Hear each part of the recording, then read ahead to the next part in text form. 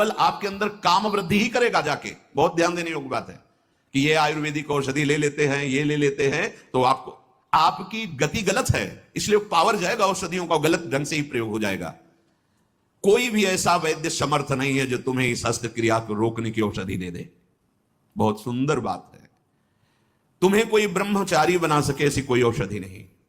एकमात्र मन को प्रभु में लगाकर नाम जप करो और जो संयम बताया जा रहा है वैसा करो, सब ठीक हो जाएगा, सब ठीक हो जाएगा। तुम समर्थ बन जाओगे अपनी इंद्रियों को रोकने के लिए। उपासक पहले भोजन पर सुधार कर रहे। भोजन और बुद्धि का परस्पर बड़ा घनिष्ठ संबंध है। सात्विक आहार निसंदेह आपको इस क्रियाओं से विजय प्राप्त करवा देगा। ध्यान से सुनिए, सात्विक आहार, जब आप भोजन पा रहे हो उस समय नाम जप जरूर चलना चाहिए।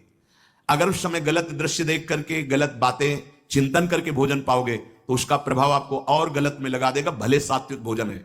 ध्यान दीजिए, भोजन के समय जरूर बड़ा आनंद मिलता है। जैसे आप प्रसाद पा रहे हो और आपका अभ्यास फिट है, अब लगा दिया प्रथम यथामति प्रणवं श्री वृंदावन तिरम्य श्री राधिका कृपा बिनु सब, बड़ा पद है।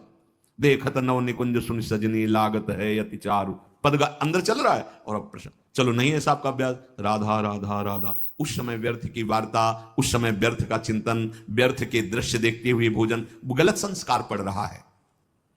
सात्विक आहार आपने पाया पर विचार आपका सात्विक नहीं है, अधार्मिक विचार है, दुष्ट भाव है, तो सात्विक व्यर्थ हो जाएगा भोजन, वो उसी को सपोर्ट करेगा।